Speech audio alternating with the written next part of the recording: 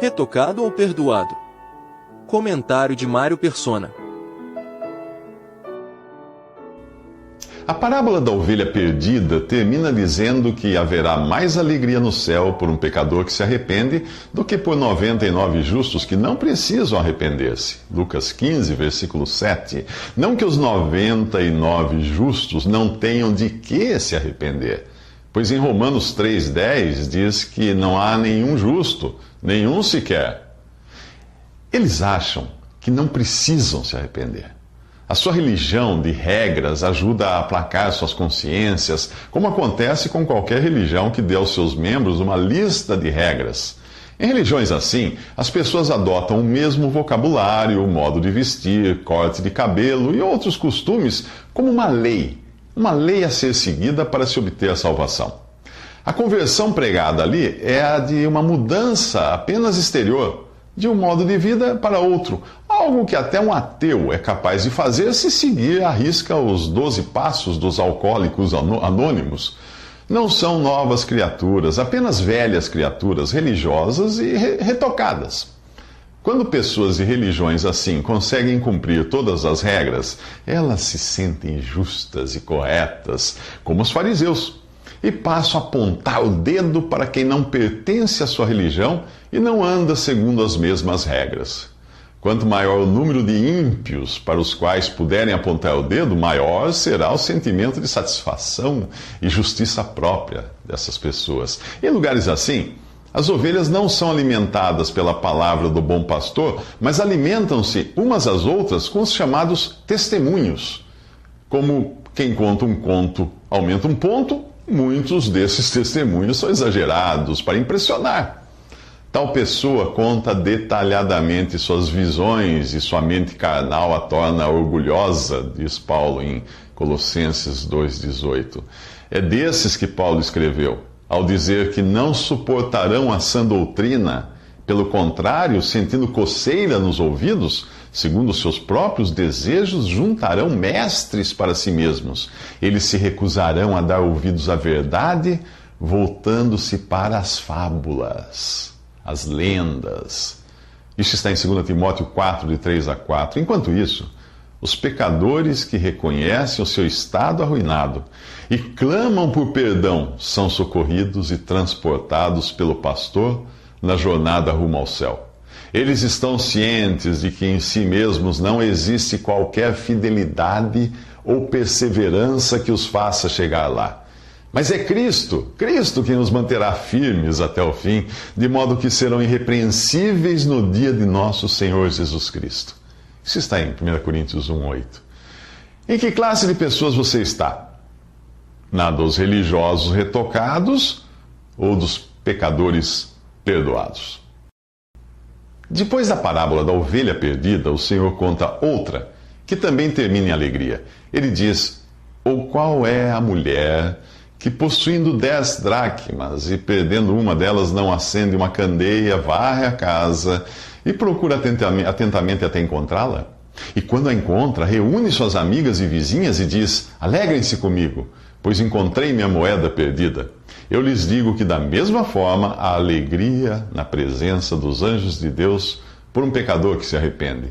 Lucas 15, de 8 a 10.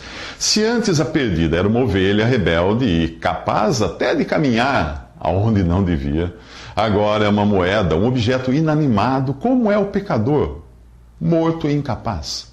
Se por um lado nós somos tão incapazes quanto uma moeda de sairmos da perdição causada pelo pecado herdado de Adão, por outro, nós usamos dessa natureza pecaminosa para pecarmos, entregando os nossos corpos à escravidão, à impureza e à maldade que leva à maldade, como escravos do pecado. Isso Paulo escreveu em Romanos 6. Nós andamos praticando pecados como a ovelha desgarrada, porque somos pecadores como a moeda perdida. O trabalho do pastor foi ir pessoalmente até a ovelha, em sua condição perdida, e carregá-la nos ombros de volta à sua casa. Jesus desceu da glória dos céus, assumiu a forma humana e foi às últimas consequências para salvar a ovelha perdida. Embora sendo Deus, não considerou que o ser igual a Deus era algo a que devia apegar-se, mas esvaziou-se a si mesmo, vindo a ser servo, tornando-se semelhante aos homens. E sendo encontrado em forma humana, humilhou-se a si mesmo, e foi obediente até a morte e morte de cruz. Filipenses 2, de 6 a 8. Se no pastor nós vemos o Filho de Deus carregando o peso da salvação de sua ovelha, na mulher nós vemos os sentimentos do Espírito Santo, empenhado na busca daquilo que não quer perder. Para encontrar sua moeda, a mulher acende uma luz, e é pela ação do Espírito que a luz do Evangelho da glória de Cristo, que é a imagem de Deus, revela ao pecador a sua condição de perdido e necessitado. Mas a história não ficaria completa se o Senhor contasse apenas estas duas parábolas que falam do papel do Filho de Deus e do Espírito Santo na salvação do pecador. Falta ainda uma terceira pessoa da Trindade, o Pai, feliz por avistar ao longe o filho perdido que caminha de volta ao lar. E é o que nós iremos ver nos próximos 3 minutos na parábola do filho pródigo. Ou será que nós deveríamos chamá-la de parábola do pai pródigo? As 3 parábolas que abrem o capítulo 15 do Evangelho de Lucas mostram, respectivamente, o papel do Filho, do Espírito Santo e do Pai na salvação de uma alma. Mas a terceira parábola, a do filho pródigo, é a que mais toca os nossos sentimentos por apresentar não uma ovelha ou uma moeda, mas o pecador de carne e ossos, colhendo o fruto amargo da sua rebelião. Esta é a mensagem mais óbvia passada pela parábola, a de que devemos nos arrepender e voltar para a casa do Pai. Mas existe outra mensagem, menos óbvia, que nós só percebemos quando analisamos o contexto em que foi contada essa parábola. Perceba que o Senhor não conta esta parábola, ou as 3 parábolas, para os publicanos e pecadores, mas para os religiosos fariseus. Se na primeira parábola eles eram as 99 ovelhas que não se achavam perdidas, nesta eles são representados pelo filho mais velho, o bom rapaz da história. O que temos nessa parábola são 2 perdidos. Um por ser mau, baladeiro e gastador. Outro por ser bom, caseiro e controlado. Independente do seu modo de vida, todo ser humano é um pecador perdido. Talvez você pergunte a razão do título desta mensagem ser o pai pródigo e não o filho pródigo. Se nós considerarmos que pródigo significa gastador, podemos dizer que o pai da parábola é bem mais pródigo que o filho rebelde. Por quê? Preste atenção no que ele faz. Um homem tinha 2 filhos. O mais novo disse ao seu pai: Pai, quero a minha parte da herança. Assim ele repartiu a sua propriedade entre eles. Lucas 15, versículos 11 ao 12. Ao entregar ao filho pródigo a sua parte da herança, o pai automaticamente fica sem nada, pois o que restou pertence ao outro filho. O próprio pai declara isso ao filho mais velho depois. Tudo o que tenho é seu, diz ele no versículo 31.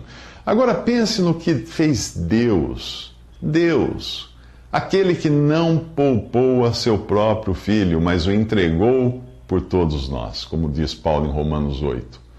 Porque Deus tanto amou o mundo, que deu o seu Filho unigênito, para que todo o que nele crer não pereça, mas tenha a vida eterna. João fala isso no capítulo 3, versículo 16 do seu Evangelho. O filho pródigo desperdiçou os seus bens. E Deus, com que Deus gastou o seu maior tesouro, o seu Filho amado? Com pecadores como eu e você. Com ladrões, prostitutas e corruptos da pior espécie.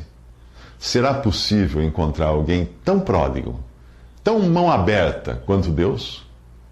Nos próximos 3 minutos, nós vamos acompanhar as desventuras do filho pródigo em seu caminho de volta à casa do Pai.